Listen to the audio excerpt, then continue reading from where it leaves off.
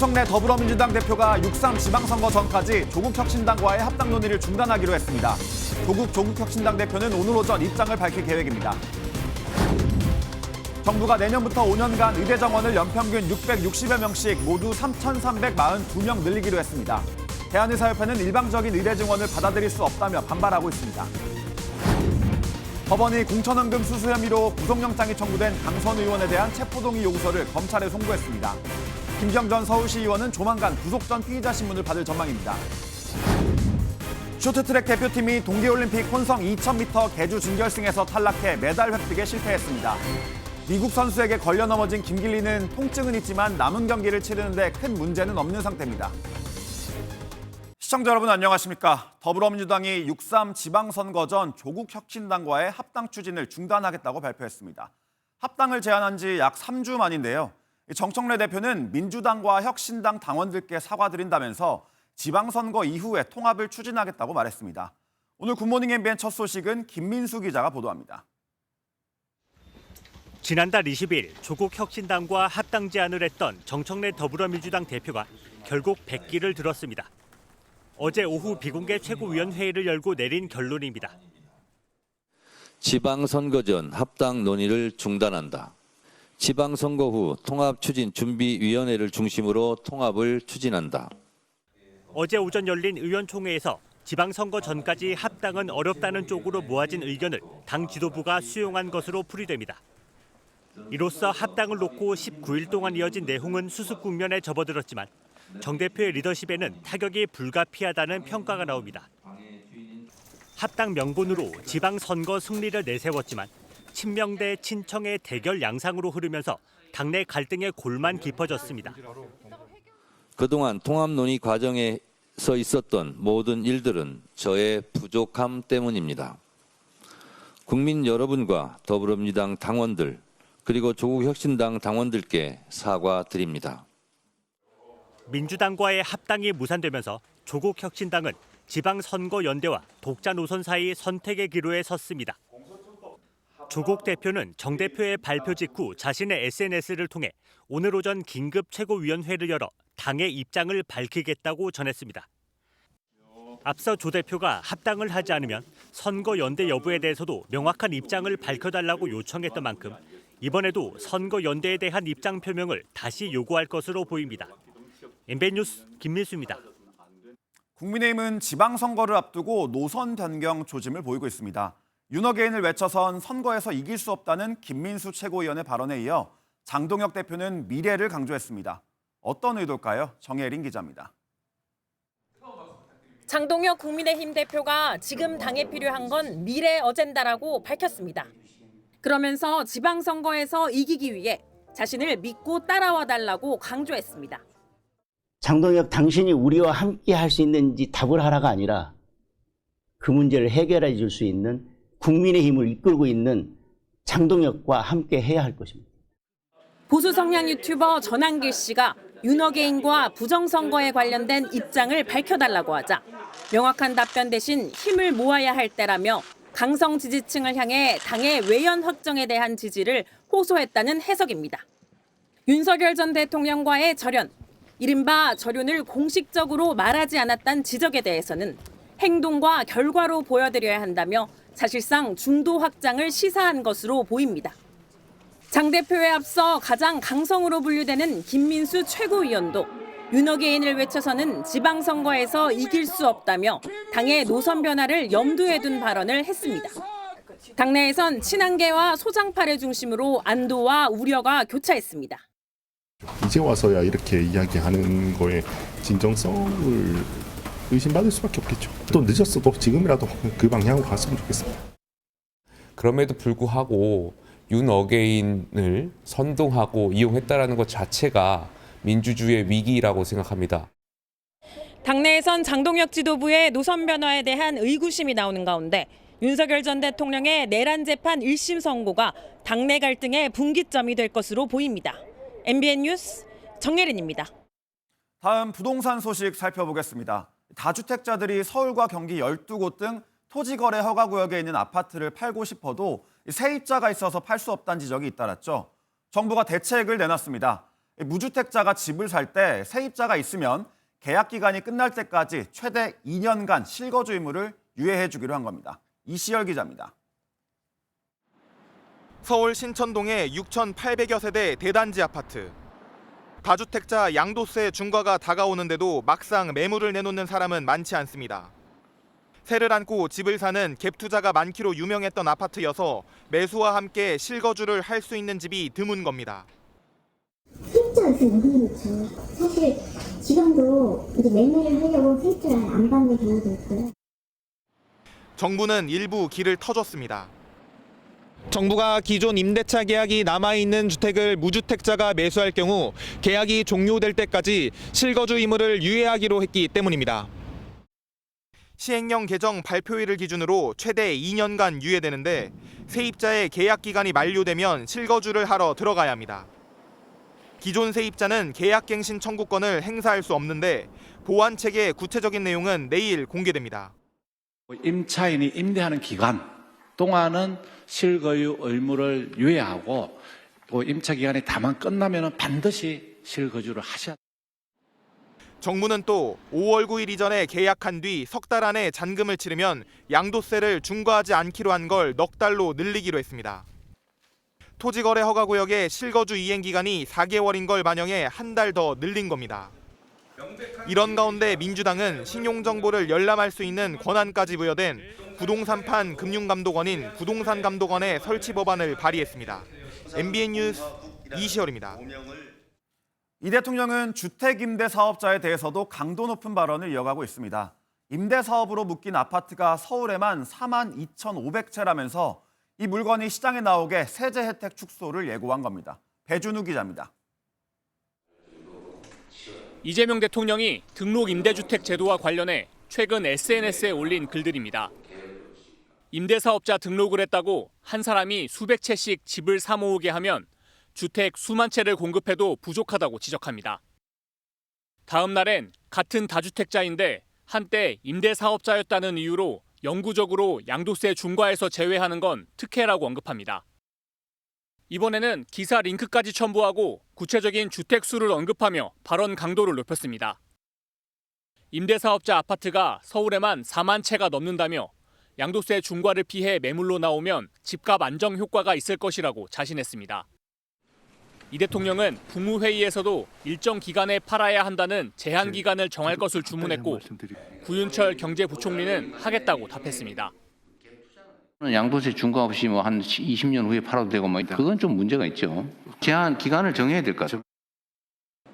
다만 의무 임대 기간을 채우지 않고 팔 경우 임대사업자에게 최대 3천만 원의 과태료가 부과되는 점은 변수입니다.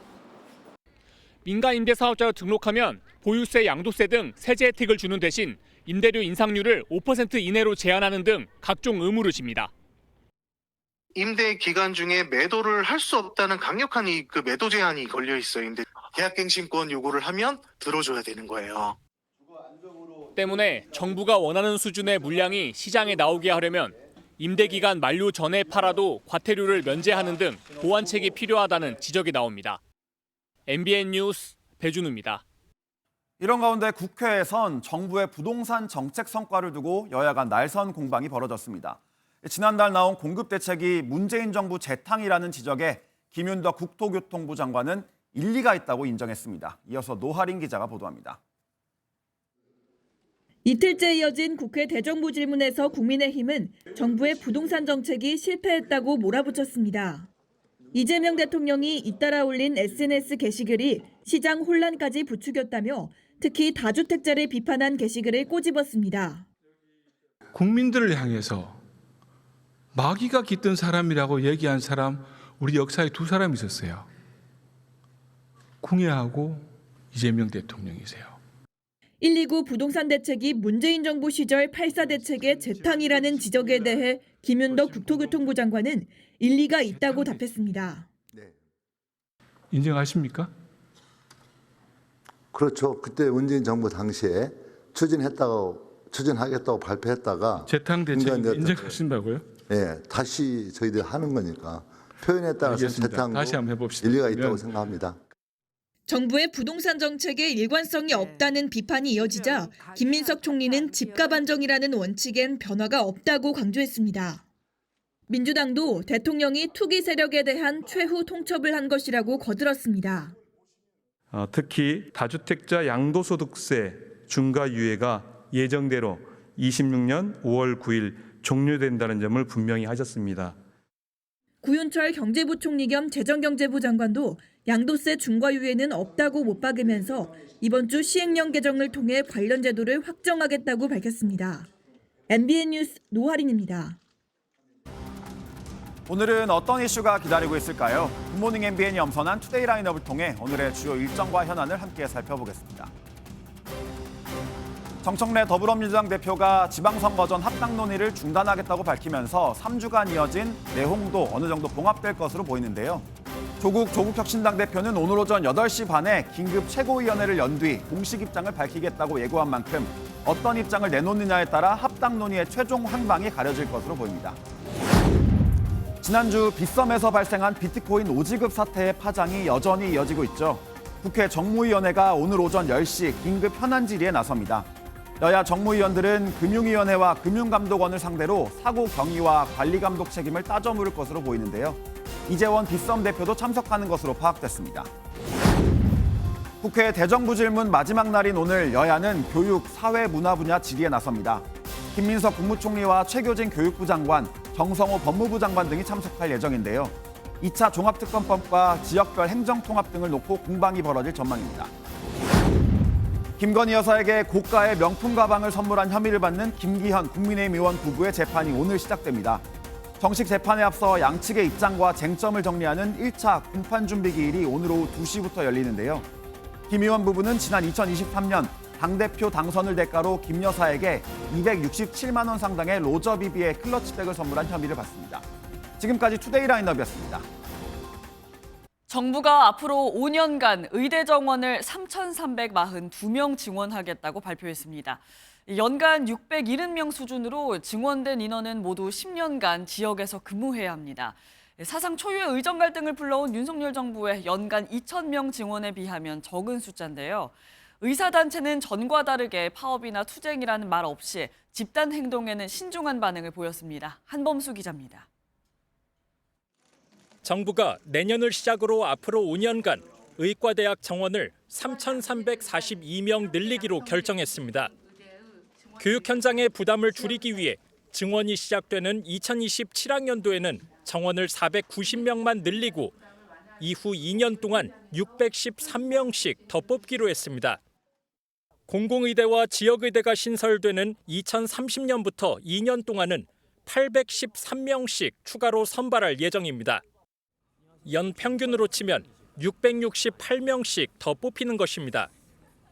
기존 의대에서 증원된 인원은 전부 지역 의사로 선발합니다. 서울을 제외한 전국 32개 대학에서만 지역 의사 선발이 이뤄지는데 해당 지역에서 고등학교를 나오지 않으면 지원 자체가 불가능합니다. 이후 의사 면허를 취득하면 지역 공공의료기관 등에서 10년간 의무 복무를 해야 합니다. 의대 증원과 지역 의사제를 동시에 도입해 지역 필수 공공의료를 강화하겠다는 게 정부 방침입니다. 지역의사 지원센터를 설치하여 교육에서 수련 그리고 지역 정착에 이르기까지 단계별로 돕겠습니다. 환자단체는 지난 정부 때 좌초된 의대 증원이 다시 추진되는데 환영 의사를 밝혔습니다. 다만 정부가 의사수 추계 과정에서 의료계 반대를 의식해 인원을 줄였다며 아쉬움도 내비쳤습니다. 대한의사협회는 교육 여건을 정상화하는 게 우선이라며 정부 발표에 신중한 반응을 보였습니다. 정부의 결정을 대단히 심각하게 받아들이며 향후 의료 현장에서 발생하는 모든 혼란의 책임이 정부에 있음을 엄중히 경고합니다. 정부가 의대 증원이라는 답을 정해놓은 채 공론화 과정을 거쳤다며 불만의 목소리도 나왔습니다. 의대 증원이라는 가장 예민한 소재가 떠오르면서 잠잠했던 의정 갈등에 다시 불이 붙고 있습니다. MBN 뉴스 한범수입니다. 법원이 구속영장이 청구된 강선우 의원에 대한 체포동의 요구서를 검찰에 보냈습니다. 현직 의원 신분인 강 의원에 대한 구속 여부를 판단하기 위해선 먼저 국회에서 체포동의안이 통과돼야 하죠. 국회 표결을 앞둔 가운데 강 의원은 민주당 의원들에게 편지를 전하며 각종 의혹을 재차 부인했습니다. 보도에 심동욱 기자입니다. 김경 전 서울시의원으로부터 공천원금 1억 원을 건네받았다는 의혹을 부인하고 있는 강선우 무소속 의원. 경찰 조사에 최선을 다해서 성실하게 그리고 충실하게 임했습니다. 검찰이 지난 9일 강 의원에 대한 구속영장을 청구한 가운데 강 의원은 편지를 통해 결백함을 주장했습니다. 강 의원은 1억 원은 제 정치 생명을, 제 인생을 걸 만한 어떤 가치도 없다며 전세금으로 사용했다는 것도 전혀 사실이 아니다라고 의혹을 부인했습니다. 논란이 된 쪼개기 후원금에 대해서는 모두 반환했다며 후원금을 요구해 쪼개기로 받았다면 일일이 확인해 돌려줄 이유가 없다고 해명했습니다. 하지만 김 전 시의원 측은 쪼개기 후원이 강 의원의 요구에 따라 이루어졌다고 주장하고 있습니다. 민주당 소속 의원실에 전달된 강 의원의 편지는 국회의 체포동의안 표결을 염두에 둔 것으로 풀이됩니다. 현직 의원인 강 의원에 대한 영장실질심사가 진행되려면 국회 본회의에서 체포동의안이 먼저 가결돼야 합니다. 법원은 어제 강 의원에 대한 체포동의 요구서를 검찰에 송부했고 체포동의안은 법무부를 거쳐 국회에 제출됩니다. 국회 제적의원의 과반이 출석하고 출석의원의 과반이 찬성할 경우 영장실질심사가 열리게 됩니다. 김 전 시의원에 대한 영장실질심사는 이번 주 열릴 것으로 보입니다. MBN 뉴스 심동욱입니다. 김경 전 서울시 의원이 현직 더불어민주당 중진 의원에게 차명 후원을 했다는 의혹 단독으로 전해드린 바가 있습니다. 그런데 경찰이 더불어민주당 현직 의원의 보좌관에게 소환을 통보하며 본격 수사에 착수한 것으로 MBN 취재 결과 확인됐습니다. 정혜진 기자가 단독 보도합니다. 김경 전 서울시의원의 차명 후원 의혹이 불거진 시점은 지난 2023년 7월입니다.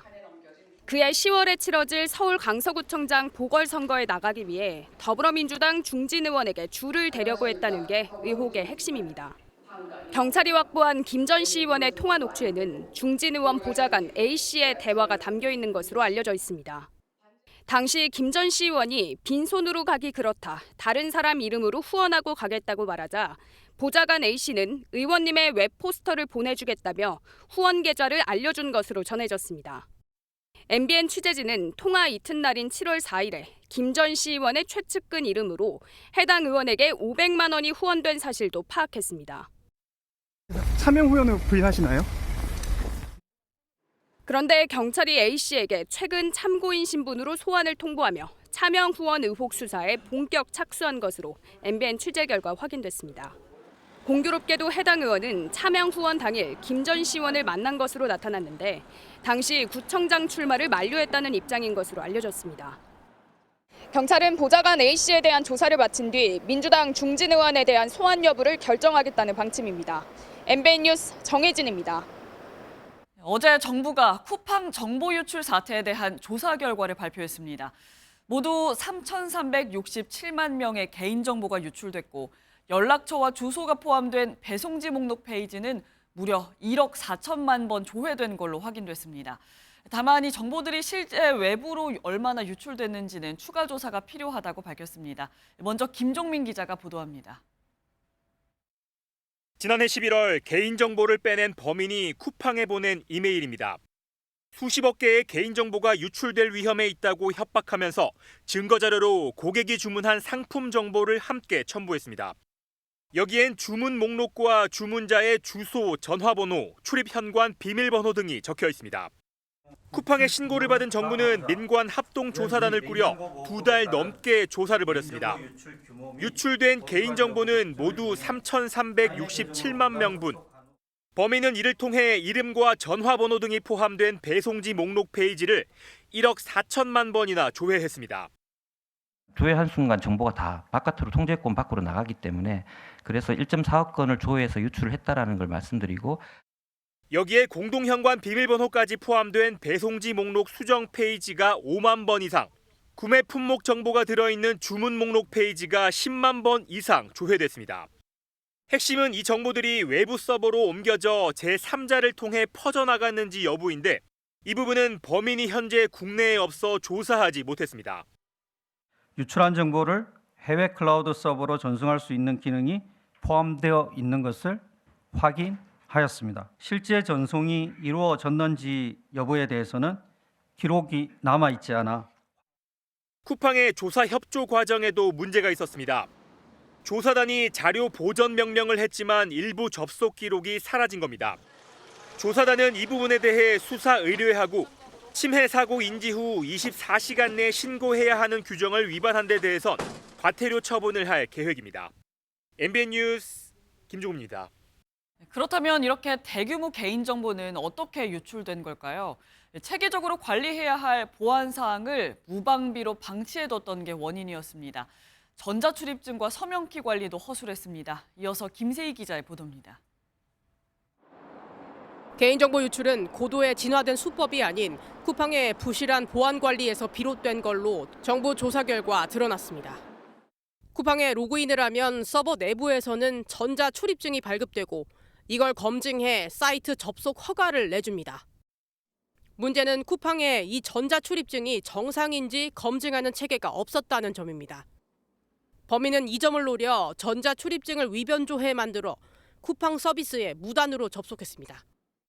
또 하나 전자출입증은 인감도장 역할을 하는 서명키로 승인을 받아 발급이 됩니다. 암호화된 서명키는 보안 때문에 따로 관리해야 하지만 누구나 개인 컴퓨터에 저장할 수 있어 마음만 먹으면 전자출입증을 무단으로 발급받을 수 있는 겁니다. 조사단은 현재 재직 중인 쿠팡 개발자가 노트북에 서명키를 저장하고 있어 키 유출 및 오남용 위험이 있음을 발견하였습니다. 이를 통해 범인은 쿠팡을 퇴사했지만 서명키를 자신의 기기에 저장해 전자출입증을 위조할 수 있었습니다. 결국 이런 총체적 허점을 이용해 정상적인 로그인 절차 없이 쿠팡 인증 체계를 통과했고 대규모 개인정보를 유출할 수 있었던 겁니다. 정부는 쿠팡의 재발 방지 대책에 따른 이행 계획을 제출하게 하고 이행 여부를 점검할 계획입니다. MBN 뉴스 김세희입니다. 이 시각 주요 뉴스입니다. 더불어민주당이 6.3 지방선거 전 조국혁신당과의 합당 논의를 중단하기로 결정했습니다. 조국혁신당 대표는 잠시 후 긴급 최고위원회를 개최하고 입장을 밝힐 예정입니다. 무주택자가 세입자가 있는 집을 매수하는 경우 계약 기간이 끝날 때까지 최대 2년간 실거주 의무가 유예됩니다. 세입자가 없더라도 잔금 치를 시간을 최대 6개월까지 유예하겠다는 방침입니다. 민관합동조사단의 쿠팡 개인정보 유출 사고 조사 결과 3,367만 명의 개인정보가 유출된 것으로 드러났습니다. 연락처와 주소가 포함된 개인정보 페이지는 1억 4천만 번 무단 조회된 것으로 밝혀졌습니다. 통일교 산하단체가 쪼개기 후원 방식으로 여야 전현직 국회의원 11명에게 정치자금을 건넨 정황이 검찰 공소장에 적시된 것으로 파악됐습니다. 이 명단에는 국민의힘과 더불어민주당 인사들이 포함된 것으로 전해졌습니다. 다음 화재 소식으로 이어갑니다. 어제 경상북도 경산에 있는 유류 저장 탱크가 폭발해 큰 불이 났습니다. 정전기가 사고 원인으로 추정되는데 주변에는 10개 넘는 유류 저장 탱크가 밀집해 있어 자칫 대형 사고로 이어질 뻔했습니다. 심우영 기자입니다. 기름이 가득 담긴 대형 탱크가 강력한 폭발과 함께 화염이 치솟습니다. 200m 떨어진 공장 건물이 지진이라도 난 듯 심하게 흔들립니다. 저장소 위쪽에서 액체가 줄줄 흐르고 검은 연기가 끊임없이 솟구칩니다. 경북 경산에 있는 대한송유관공사 5개 유류저장 탱크가 폭발과 함께 불이 난 겁니다. 출근하니까 불이 붉게 올라가 있는 상황이라 가지고 회사로 불똥이 튈까 봐 급하게 이제 있던 차를 빼고. 불은 3시간 만에 꺼졌고 다행히 인명 피해는 없었습니다. 불이 난 5개 탱크입니다. 강한 폭발 탓에 철로 된 지붕 덮개가 찢어진 채 반쯤 벌어졌습니다. 사고 현장에는 유류 저장 탱크 14개가 더 있어 자칫 대형 사고로 이어질 뻔했습니다. 사람 몸에서 발생하는 정전기를 사고 원인으로 지목했습니다. 샘플링 작업을 다 하겠습니다. 그 과정에서 이제 그 화재가 조금 발생돼서 사람이 움직이면 또 정적이 발생할 수 있으니까. 지난 2018년에는 경기도 고양에서도 유류 저장 탱크 폭발 사고가 일어난 바 있습니다. 경찰은 관계기관과 합동 조사에 들어갑니다. MBN 뉴스 심호영입니다. 한편 경남 양산에선 야산에 있는 풍력 발전기에서 불이 났습니다. 해당 발전기는 안전 점검을 받은 지 1년도 채 되지 않았고 당시 아무런 문제가 없었던 것으로 드러났습니다. 강진우 기자가 보도합니다. 대형 풍력 발전기 상부에서 검은 연기와 함께 불기둥이 치솟습니다. 바람도 강하게 불면서 불길은 점점 더 크게 번집니다. 그래서 펑 하는 이렇게 폭발음 같은 게 들려가지고 나와보니까 이렇게 불이 붙은 상태였거든요. 저도 119 신고를 했지만. 풍력 발전기에 불이 난 건 어제 오전 8시 37분쯤. 프로펠러가 갑자기 빨리 돌더니 프로펠러 인근에서 불이 솟구쳤습니다. 인근 잠목에 불이 번지자 소방당국은 소방 헬기 7대와 진화차 40여 대를 투입해 약 2시간 만에 불을 잡았습니다. 제 뒤로 보이는 70m 높이의 풍력 발전기에서 불이 나 그 잔해가 임야로 떨어졌지만 다행히 산불로 번지지는 않았습니다. 해당 발전기는 지난 2011년에 설치돼 15년 정도 가동했습니다. 지난해 받은 안전진단에서는 아무런 문제가 없었습니다. 제가 생각하기에는 이것도 안 했어요. 최근 경북 영덕 풍력 발전기 꺾임 사고에 이어 화재까지 발생하자 풍력 발전기에 대한 대대적 점검이 필요하다는 지적이 나오고 있습니다. MBN 뉴스 강진우입니다. 지난 2022년 1월 경기 양주 채석장 붕괴로 근로자 3명이 숨지는 사고가 발생했죠. 당시 중대재해처벌법 1호 사건으로 불렸는데요. 안전 의무를 준수하지 않은 혐의로 재판에 넘겨진 정도원 삼표그룹 회장이 1심에서 무죄를 선고받았습니다. 장덕진 기자가 보도합니다. 채석장에서 쏟아진 토사 위로 소방대원과 구조견이 바쁘게 움직이며 실종자를 찾습니다. 굴착기 여러 대는 연신 토사를 파내고 소방대원들이 이 모습을 지켜봅니다. 지난 2022년 경기 양주시 삼표그룹 채석장에서 토사가 쏟아져 근로자 3명이 사망했습니다. 중대재해처벌법이 시행된 지 이틀 만에 발생한 1호 사건인데 정도원 삼표그룹 회장은 사고와 관련해 안전 의무를 준수하지 않은 혐의로 기소됐습니다. 재판의 쟁점은 정 회장이 중처법이 규정하는 경영 책임자인지 여부였습니다. 1심 재판부는 사고 발생 4년여 만에 정 회장에 대해 무죄를 선고했습니다. 재판부는 사업을 총괄하는 권한과 책임이 있는 사람에 해당한다고 인정하기에는 부족하다며 법인의 경우 특별한 사정이 없는 한 대표이사를 책임자로 보는 게 타당하다고 판단했습니다. 함께 기소된 이종신 전 삼표산업 대표이사에게도 무죄를 선고했습니다. 대신 양주사업소에서 일했던 현장 직원 3명은 안전점검 의무를 위반한 점이 인정돼 금고형의 집행유예를 선고받았습니다. 노동계는 반발했습니다. 민주노총은 판결이 중처법을 무력화하고 경영 책임자에게 면죄부를 줬다고 비판했고 한국노총도 경영 책임자를 협소하게 해석해 중처법 취지에 부합하지 않는다고 강조했습니다. 검찰은 조만간 항소 여부를 결정할 방침입니다. MBN 뉴스 장덕진입니다. 정치권 쪼개기 후원 혐의로 기소된 통일교 산하단체장이 전현직 여야 정치인 11명에게 1,300만 원을 후원한 것으로 파악됐습니다. 정동영 통일부 장관부터 정세균 전 총리, 나경원 의원과 윤상현 의원 등 여야 핵심 인사가 이름을 올린 것으로 전해졌습니다. 신용수 기자입니다. 검찰은 지난해 말 한학자 통일교 총재의 핵심 측근으로 알려진 송광석 전 천주평화연합 회장을 정치자금법 위반 혐의로 불구속 기소했습니다. 의혹에 어떤 입장이신지 좀 말씀해 주세요. 공소장에는 지난 2019년 당시 현직 의원 11명에게 총 1,300만 원을 불법 후원했다고 적시된 것으로 파악됐습니다. 천주평화연합은 지난 2020년 문선명 총재 탄생 100주년을 기념하는 월드서밋 2020 행사를 열었습니다. 검찰은 송 전 회장이 국회의원을 섭외하기 위해 후원을 한 것으로 의심하고 있습니다. 통일교의 쪼개기 현금 후원은 여야를 가리지 않은 것으로 파악됐습니다. 당시 여당이던 더불어민주당에서는 총리를 지낸 정세균 전 의원이 300만 원을, 김두관, 이종걸, 심재권 전 의원은 각 100만 원씩을 받은 것으로 전해졌습니다.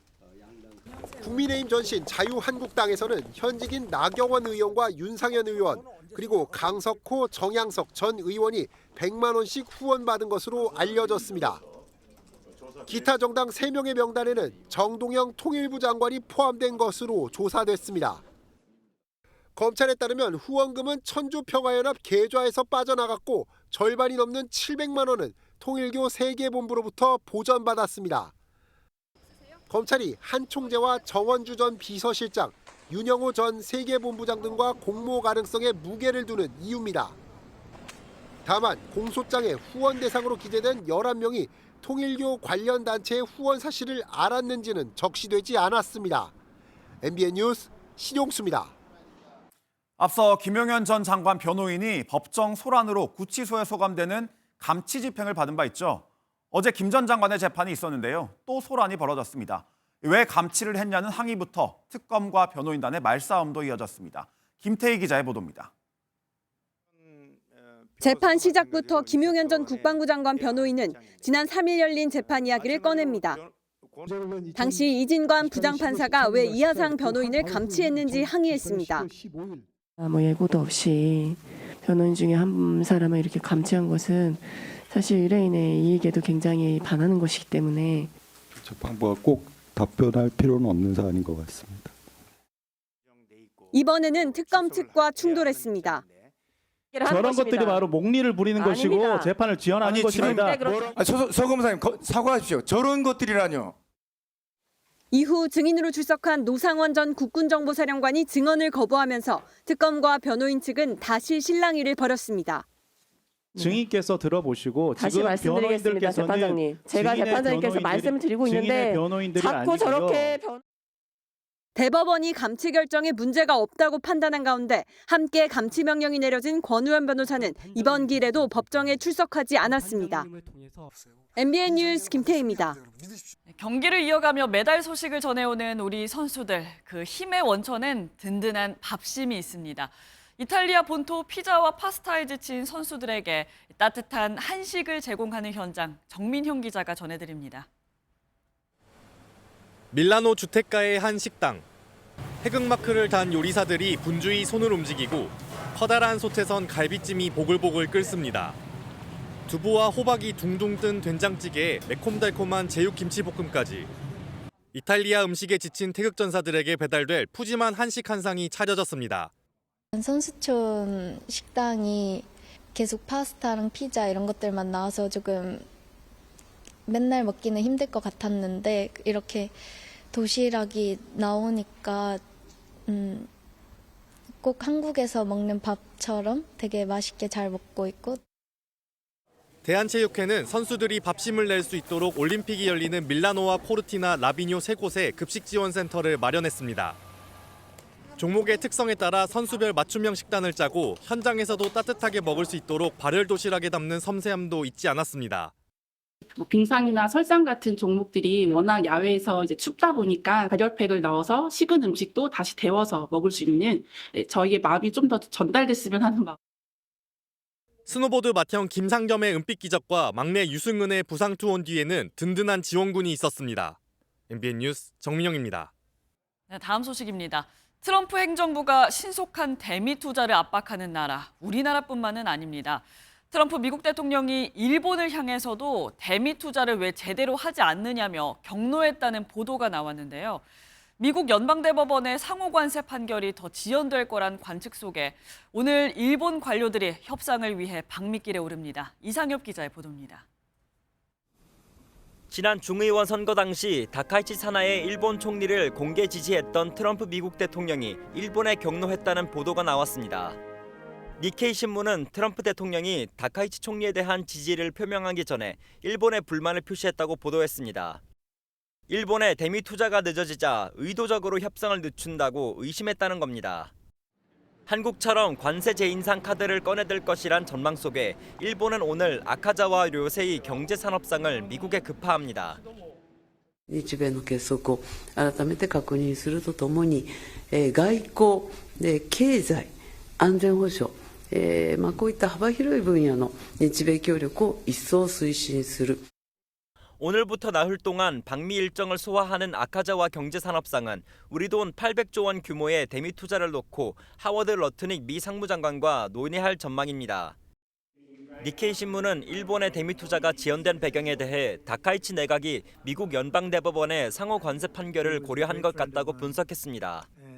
하지만 대법관 중 한 명인 커탄지 브라운 대법관은 고려해야 할 미묘한 법적 사안이 많다며 판결에 다소 시간이 걸릴 수 있음을 시사했습니다.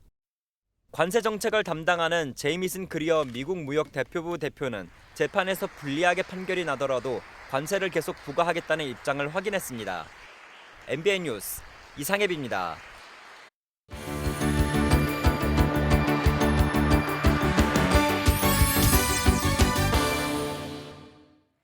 굿모닝 월드입니다.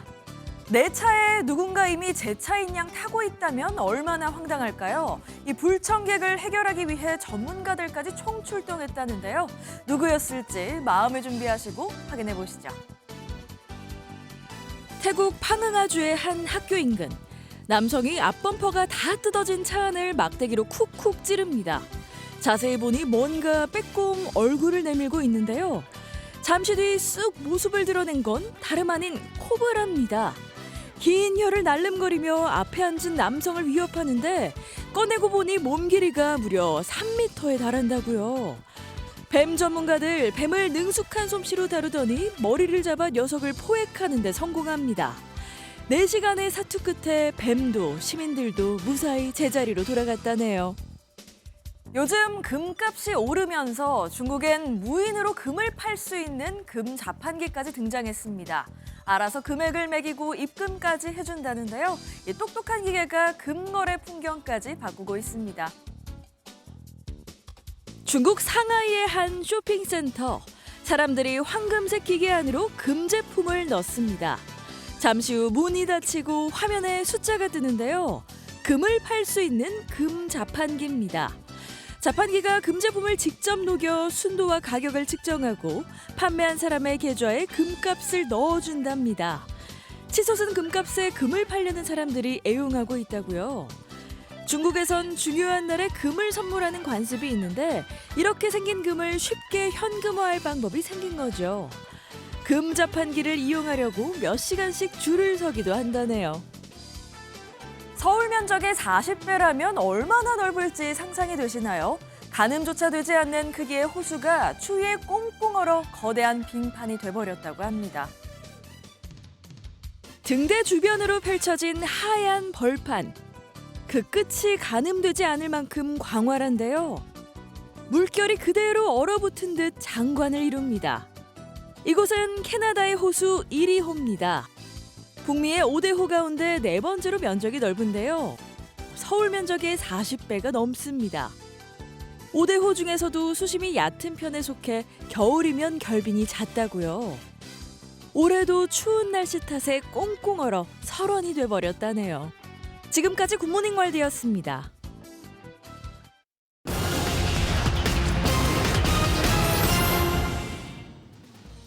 오늘 꼭 알아야 될 경제 이슈들 키워드로 짚어보도록 하겠습니다. 교차운행 시범 사업을 위해 수서역에서 출발하는 KTX와 서울역에서 출발하는 SRT 부산행 열차의 예매가 오늘부터 시작됩니다. 955석 규모의 KTX, 410석 규모의 SRT가 각각 부산과 수서역, 서울역 사이를 오는 25일부터 하루 각 1회 바꿔 왕복 운행합니다. 정부가 신체와 인지 능력이 떨어진 고령 운전자를 돕기 위해 페달 오조작 방지 보조 장치를 보급합니다. 이 방지 장치는 운전자의 오조작 여부를 감지해 엔진 출력을 자동 제어하는데요. 지원 대상은 택시와 소형 화물차를 운행하는 65세 이상 운수 종사자입니다. 채용 시장에 기지개를 켜는 움직임입니다. 올해 국내 기업 10곳 중 7곳이 신입사원 채용 계획을 확정한 것으로 나타났습니다. 한 국내 채용 플랫폼에 따르면 국내 기업 873곳 가운데 신입 채용 계획을 확정 지은 기업은 73.4%로 전년 대비 7.9%포인트 늘었는데요. 대기업의 확정 비율은 87.3%로 더 높게 나타났습니다. 지금까지 굿모닝 경제였습니다. 네, 다음 소식입니다. 모든 주민에게 15만 원 상당의 상품권을 주는 농어촌 기본소득 사업이 이달 말부터 시작됩니다. 시범사업지 10곳으로 벌써부터 사람들이 몰려들고 있다고 하는데 주 3일 이상 실제로 살지 않으면 돈을 받을 수 없습니다.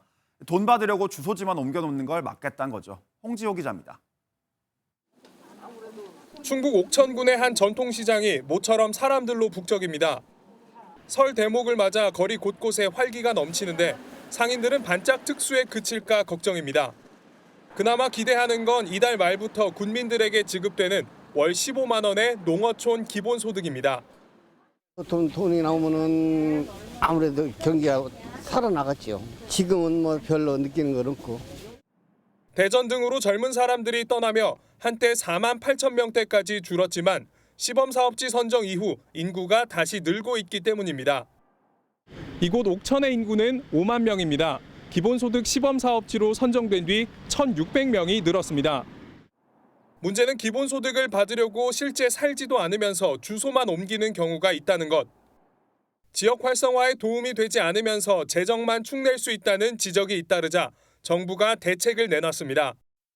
다른 지역 근무자나 대학생 등 판단이 어려울 땐 주 3일 이상 거주하는지가 확인돼야 기본소득을 주겠다는 겁니다. 주민들과 공무원이 함께 집을 찾아가 3일 이상 실제 거주하는지 직접 확인한 뒤 지급이 이뤄집니다.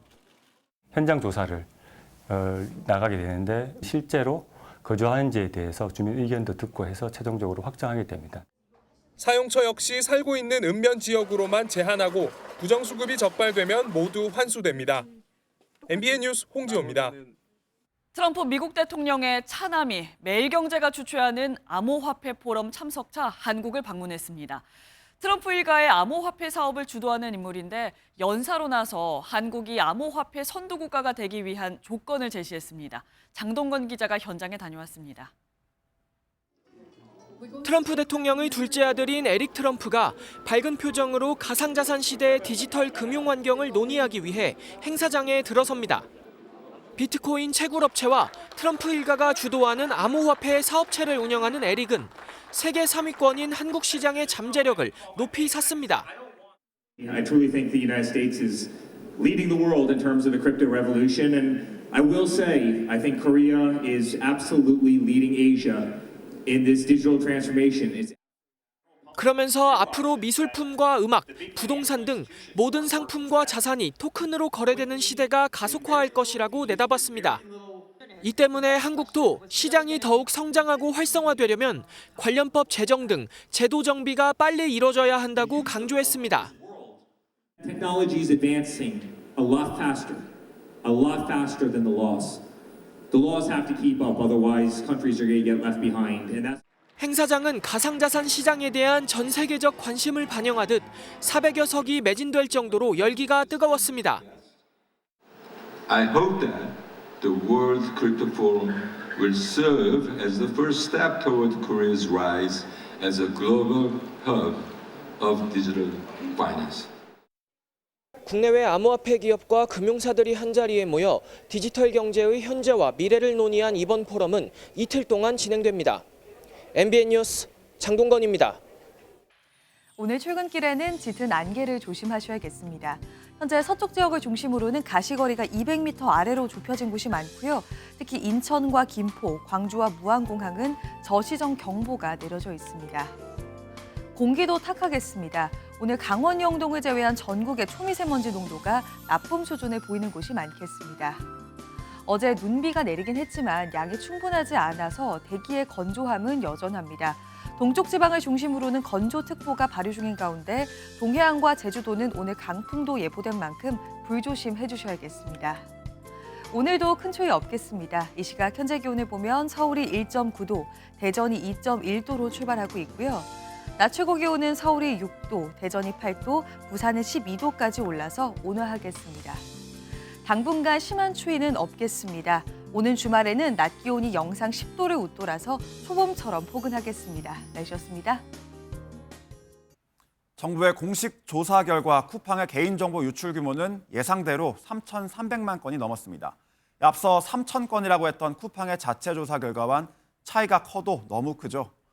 보상안은 또 어떻습니까? 오히려 화를 불렀고 해명도 오락가락이었습니다. 이제라도 책임 있는 자세가 필요해 보입니다. 네, 오늘 저희가 준비한 소식은 여기까지입니다. 오늘도 건강하고 행복한 하루 보내시기 바랍니다. 고맙습니다.